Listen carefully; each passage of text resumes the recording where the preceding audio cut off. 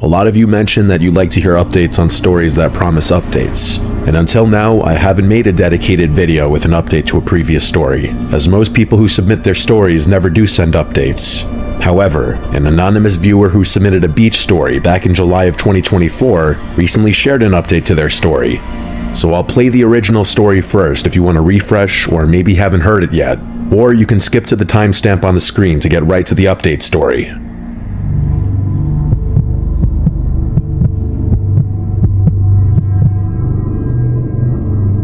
Beaches have always terrified me. Well, not always. My fear is a direct result of what I'm about to tell you. As a kid, I used to love the shore. I remember spending many summers in eager anticipation of the weekend when my family and I would hang out at our beach house.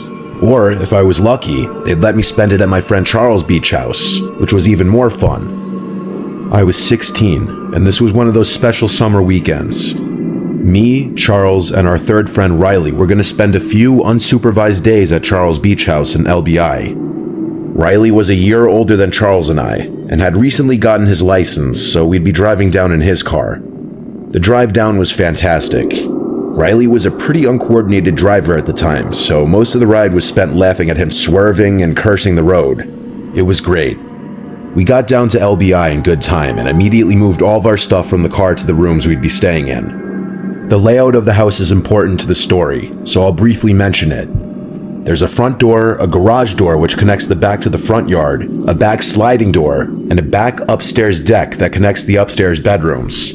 There's also a spiral staircase that allows you to go directly from the back deck to the ground, so you can enter and exit the house from upstairs. The house sits along a lagoon, meaning the back end of the house faces a narrow channel of water, with houses on the opposite side. We were at that ripe age where chasing girls was a priority, and a nice beach house all to ourselves was the perfect occasion. We spent a few hours figuring out which girls were down the shore at the time and talked to them on Snapchat. Finally, we found a group of 3 cute girls that said they'd be down to come kick back at Charles' house. I had more than enough weed to last us the weekend, and we had snagged a few bottles of our parents' alcohol before leaving. It was perfect. Things were going very well.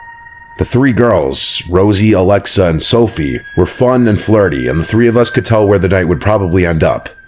At one point, the 6 of us decided to smoke in Charles' backyard pool. It was small, but it was perfect for 6 drunk kids. I remember the sight vividly. The gentle bay breeze blowing through my hair, the steam from the heated water rising slowly with the puffs of smoke from the joint. At our age, this was bliss. But then suddenly, Charles turned the music all the way down and stared over my shoulder into the darkness of the lagoon. Confused, I turned around, peering into the darkness. I could roughly make out the houses on the other side of the lagoon, but I wasn't quite sure what Charles was looking at. One of the girls asked Charles why he turned the music down, and he whispered that he saw someone standing on the dock opposite the house. I figured he was messing with us, so I started laughing. "Who cares, bro? People literally live here," I said. Charles shook his head. "I know that family personally. My parents said they're in Florida for the week." In all honesty, I still thought it wasn't a big deal or he was just messing around, so I kept chuckling. The girls were a little freaked out though, and said they wanted to go back inside. I wasn't going to argue, so the 6 of us started making our way out of the pool.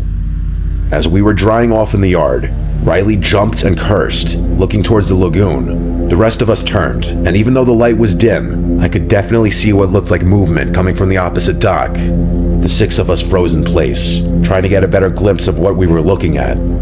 Just then, a passing car on the road across from us lit up the scene ever so slightly, and the sight was horrifying.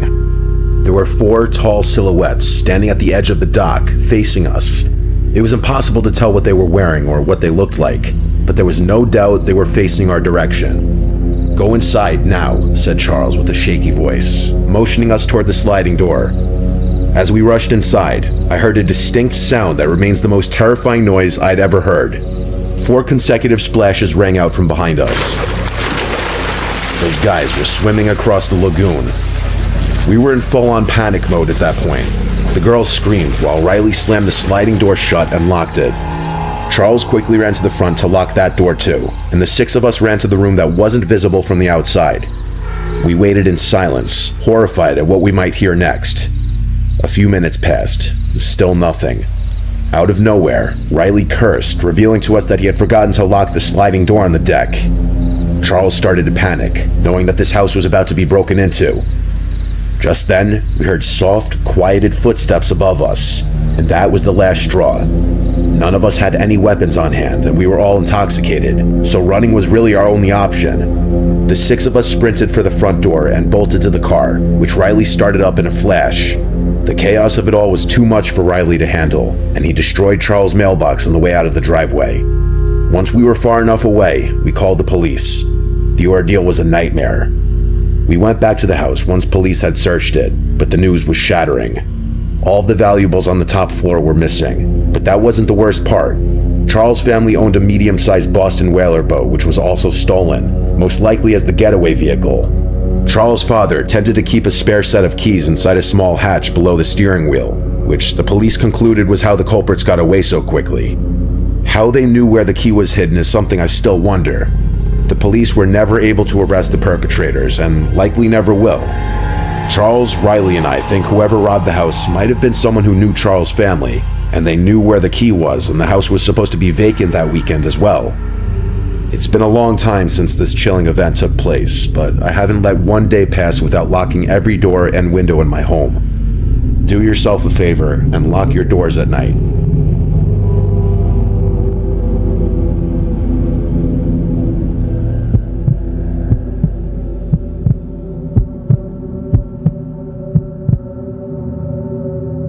Okay, so I never thought I'd be revisiting this again, but I actually do have an update that's relevant to the story I sent in a while back.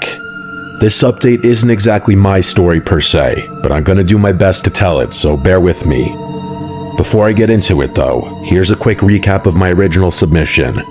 When I was 16, I spent a weekend at my friend Charles' beach house in LBI with our other friend Riley. We were chilling in his pool with some girls we had invited over when we noticed people standing across the lagoon watching us. The next thing we knew, we realized they had jumped into the water and were swimming across, so we quickly rushed inside. Unfortunately, we didn't thoroughly lock up the house and those people broke in.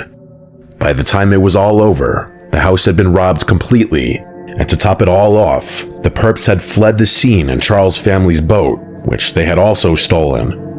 As far as I knew, the authorities were never able to locate the boat or catch the thieves, and that's where things ended. Admittedly, Charles and I fell out of touch after going to separate colleges and moving to different cities, so it's not like I was there to actively receive constant updates about the situation. But I recently caught up with Charles at a high school reunion we both coincidentally attended, which brings me to the following update. I wasn't even planning on going to the reunion, but my girlfriend convinced me it might be fun to see how everyone turned out, so I figured what the hell. I was flying solo, which is never fun, but the moment I stepped into the venue, I was pleasantly surprised to see that Charles was already there, talking to Riley and a few other guys from our friend group. It was a kind of cool but surreal moment all at the same time, seeing people you haven't spoken to in years that looked exactly the same but completely different, you know? I walked over and joined the circle, and it was actually really nice catching up. As the night went on, people started breaking off into smaller groups. Charles pulled Riley and me to the side and asked if we wanted to grab a drink at some random bar after things wrapped up. Riley couldn't for whatever reason. I think he had an early flight the next morning or something, but I was definitely game. So we end up at this little dive bar, just reminiscing about old times over a few beers. I can't exactly remember how, but that night at his beach house floated into the conversation. As soon as it did, Charles slapped the table like he suddenly remembered something he hadn't been thinking about. I should mention that I actually wrote some of this down in my notes app so I could tell the story as accurately as possible, or at least as accurately as Charles told me, because what he said next was pretty wild. So he starts explaining that his little brother Kieran is 19 now, and apparently he and his friends are way bigger troublemakers than we were back in the day. About a year ago, Kieran and 2 of his friends, without asking permission, decided to take the family's new boat out. This was their replacement boat, by the way, the one they got after the insurance payout from the stolen one. They took it out for what was supposed to be a late afternoon trip, along with a bunch of beer that they were going to drink while out on the water, which is obviously incredibly stupid and dangerous, not to mention illegal since they're all underage. But it gets worse. Charles said they were feeling adventurous, so they decided to anchor near Carvel Island. I had to look this up later, but apparently it's technically part of the Forsyth Wildlife Refuge, and you're not supposed to be there at night. Their plan was to anchor the boat as closely as they could safely get to it, kill the bears, then swim to shore and hang out on the island to watch the stars or whatever. So they swim to shore and find a nice spot on the beach.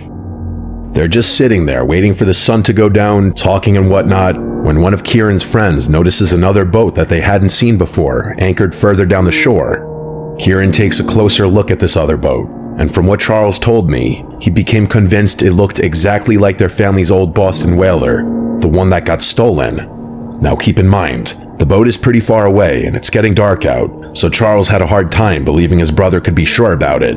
But according to Charles, Kieran wouldn't even entertain the possibility that this was some random boat. So Kieran convinces his friends to swim out with him to get a better look at the boat, and that's exactly what they do. They swim all the way out there, and by the time they reach it, Kieran is 100% convinced that it's his family's old boat. Here's where it gets frustrating though. Kieran wanted to take pictures of the boat to show his parents, but they obviously hadn't brought their phones with them when they swam over, and by the time they would have swam back to their boat to get them, it would have been too dark to see anything clearly. One of Kieran's friends suggested calling the police, but Kieran and his other friend were terrified of getting in trouble. They had been drinking, they took the boat out without permission, and they were pretty sure they weren't even supposed to be at that island in the first place. So calling the cops was basically the last thing Kieran wanted to do. Instead, they decided to just swim back to their boat, drive it over to the other boat for some pictures, then figure out what to do once they got home. They swam back to the shore to cut out some of the swim, and as they were walking down the beach, one of Kieran's friends turned around and noticed a man walking towards them. Charles said that Kieran was positive the man picked up speed as soon as they turned around, like he was pursuing them. According to Kieran, this person also appeared to be holding a shovel, which was the scariest part. The boys ran, and the guy started running after them. They ran as fast as they could back to their boat, and Kieran looked back one more time to see that the guy was now running in the opposite direction, presumably back to his boat, which was significantly closer. The boys reached the boat and started leaving, but here's the thing. When you're operating a boat after sunset in New Jersey, there's all these regulations about how fast you can go and what lights you need to have on, so it wasn't like they could just gun it out of there. They had to follow the speed limits, which I can imagine made the whole thing even more nerve-wracking. That also meant no detour to check out the other boat. Charles said that Kieran described the ride back as the most tense thing he's ever experienced, and I believe it. Just knowing someone could be following you in the dark without being able to speed away. Kieran said he wasn't sure whether they were followed or not, but he could have sworn he heard the faint sounds of a boat somewhere in the darkness behind them. Once they made it back home, Kieran's friends again pushed him to call the police, but he still refused, saying he was more scared of his parents finding out what they had done than he was of whatever they saw on that island. The guilt ate him alive though, and he came clean to his parents the next day, all except the drinking detail, which Charles only found out because Kieran told him later. Charles said his parents were more furious at Kieran than he remembers them ever being at him, which is saying a lot. Charles' dad banned Kieran from using the house for the rest of the summer, among many other things. His parents ended up reporting what Kieran saw to the authorities, but Charles said nothing ever came of it, just like with our original incident. The police were all but useless. At that point in Charles' story, I had to interrupt him with a few questions, like how could the boat still be in use around LBI all these years later without anyone recognizing it, and why someone would anchor it so close to shore if it was really stolen. I wonder if the police ever searched the island for whatever that guy with the shovel was doing.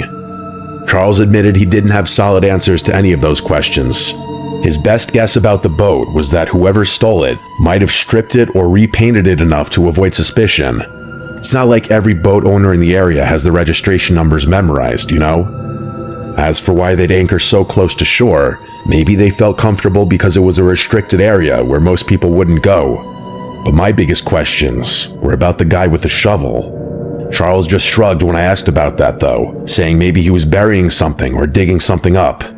Either way, it spooked Kieran and his friends enough that they ultimately confessed to something Kieran would normally never tell his parents about, and that was pretty much it.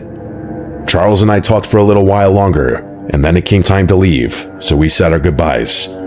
I still have no idea what to make of most of this, and hearing the story definitely didn't give me any closure about it.